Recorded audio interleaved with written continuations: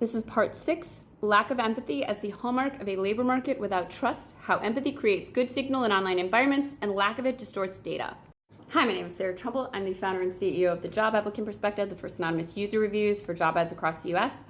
This is level of go-to-market awareness as well as public service for all the gaslighting out there. This comes from my Substack, which is being read by economists from like New York Times, Wall Street Journal, Axios, Atlantic, and more. Some academic economists, systems theorists, sociologists, people like that. I put it out for here on these kind of stuff to get the word out in a larger area.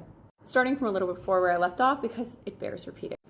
The online labor market is very much a supermarket that profits via hiding the food from its hungry customers who cannot opt out. It is a series of 5-star modern restaurants that above all else cannot be evaluated by the people who are mandated to eat the food because professionalism? This system deliberately ignores the user experience of the job seeker, which is a fatal giveaway. If job seekers were a product, which they are not, any efficient market would want to understand their user experience to optimize the system.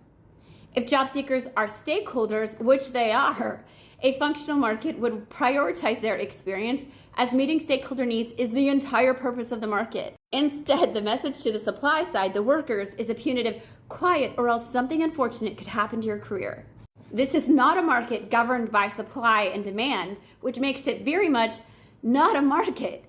Beyond the overwhelming lemons problem, the embodied refusal to understand the workforce's experience strongly implies just how profitable their bad experience must be. After all, chefs who make great food are never defensive about their diners describing the meal. The counterweight, trust as a market engine.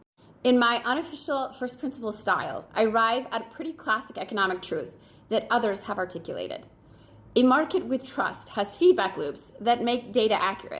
This is actually economically equivalent to saying 1 + 1 is actually 2. Did you know that? Here's the online update. Respect for vulnerability in an online environment is not a moral add-on. It is what gives a system structural signal. Without it, platforms substitute compliance for connection, creating motion without progress.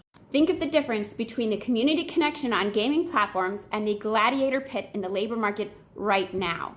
The stories we do not tell are the people that we do not protect and the people a market does not profit.